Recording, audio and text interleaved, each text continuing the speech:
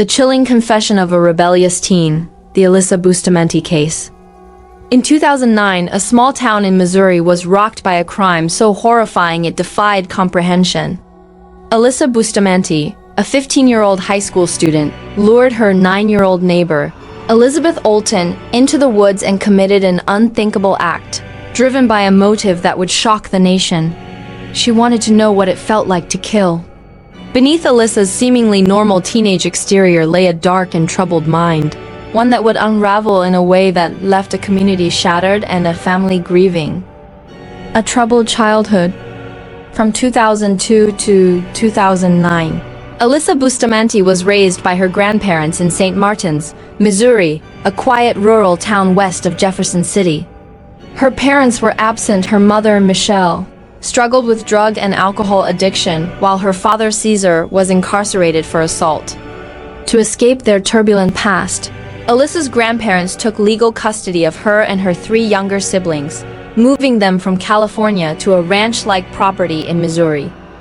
Despite her unstable family life, Alyssa appeared to thrive. She was an A and B student at Jefferson City High School, described by friends as sweet and likable. She was active in her local Church of Jesus Christ of Latter-day Saints and seemed to blend in with her peers. But beneath this facade, Alyssa was battling inner demons. At 13, she attempted suicide and spent 10 days in a mental health facility.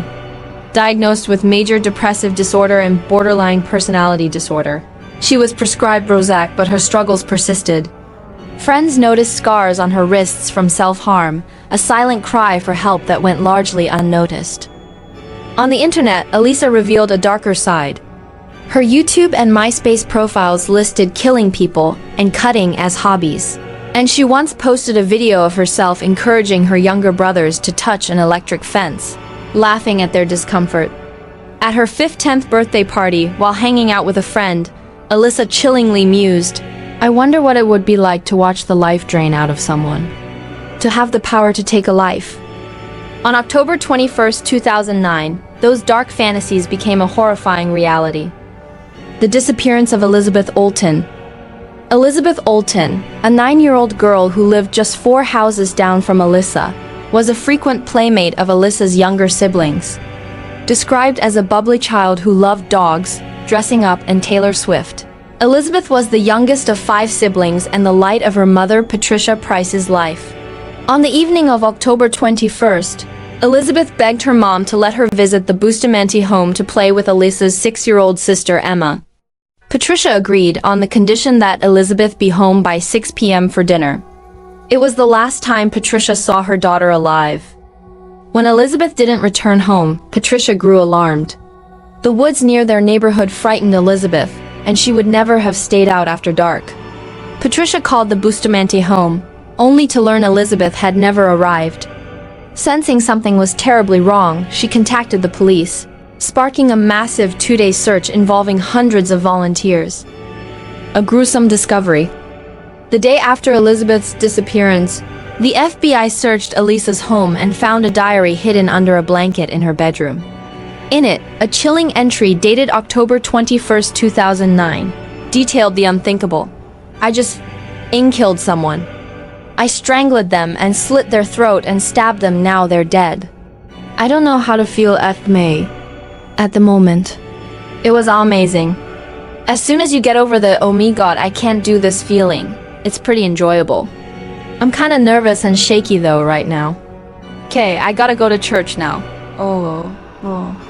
Alyssa had attempted to scribble out the entry, but forensic investigators could still make out the words slit and throat. Authorities also discovered a shallow grave behind Alyssa's house, poorly concealed with leaves. It was one of 2 holes Alyssa had dug days earlier, as if planning the murder in advance. On October 23rd, Alyssa led police to Elizabeth's body, buried in the 2nd grave in the woods near her home. The 9-year-old had been strangled, her throat slit, and her chest stabbed 8 times. The brutality of the crime stunned investigators. A motive that defies belief. When questioned by Missouri State Highway Patrol SGT, David Rice, Alyssa confessed to the killing with a chilling explanation. She wanted to know what it felt like to kill someone.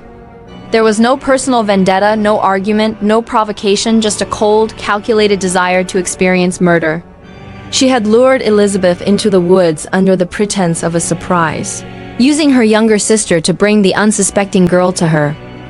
Alyssa's online presence further painted a picture of a deeply troubled teen. Her social media posts included images of herself in dark makeup and smeared lipstick, with references to violence and death. The Crime Wire and Investigation Discovery reported that Alyssa's depression and rage had been building for years, exacerbated by inadequate mental health treatment and the side effects of her Prozac prescription. Justice and a mother's grief. Alyssa was charged with first-degree murder and armed criminal action but pleaded not guilty in November 2009. In January 2012, to avoid a mandatory life sentence without parole, she accepted a plea deal, pleading guilty to second-degree murder and armed criminal action. On February 8, 2012, she was sentenced to life in prison with the possibility of parole, plus a consecutive 30-year sentence for using a knife in the crime. She must serve at least 35 years and 5 months before becoming eligible for parole, meaning her earliest possible release would be in 2054, when she is 60 years old. During the sentencing hearing, Elizabeth's mother, Patricia Price, called Alyssa an evil monster and expressed her hatred for the teen who took her daughter's life. Alyssa, then 18, apologized to the Olten family, saying, "I know words can never be enough, and they can never adequately describe how horrible I feel for all of this. If I could give my life to give her back, I would." But Patricia remained unmoved, her grief and anger palpable. In 2014, Alyssa tried to retract her guilty plea, citing a U.S. Supreme Court ruling that mandatory life sentences without parole for juveniles were unconstitutional. She claimed her original attorneys pressured her into the plea without informing her of the pending case. However, the court denied her appeal, with Judge Pat Joyce ruling that the evidence against Alyssa was strong and aggravating, and her original plea was voluntary. In July 2024, Alyssa, now 30, faced a parole hearing made possible by Missouri Senate Bill 26, which allowed juvenile offenders convicted of second-degree murder to seek parole after 15 years.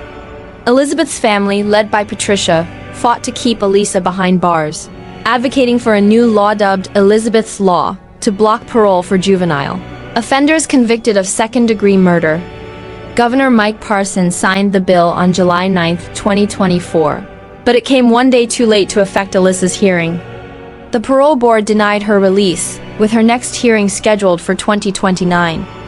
Even if granted parole in the future, Alyssa must still serve her 30-year sentence for armed criminal action. A community haunted. The murder of Elizabeth Olten left an indelible scar on St. Martin's. Patricia Price sued Alyssa for $5 million in a wrongful death lawsuit, settled in 2017, and also targeted Pathways Behavioral Healthcare, alleging the clinic failed to address Alyssa's violent tendencies.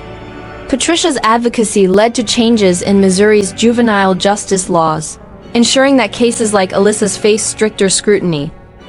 Alyssa Bustamante remains incarcerated at Chillicothe Correctional Center in Missouri. Her diary entry, written moments after she took a young girl's life, continues to haunt those who read it, a stark reminder of the darkness that can lurk within. For Elizabeth's family, no sentence will ever bring back their beloved daughter, whose life was stolen for no reason other than a teenager's twisted curiosity. This retelling draws on verified details from multiple sources to craft a narrative that captures the chilling nature of the crime while engaging an American audience, with a focus on the human tragedy and its lasting impact. The story avoids sensationalism, grounding the horror in the real emotions of loss, betrayal, and justice.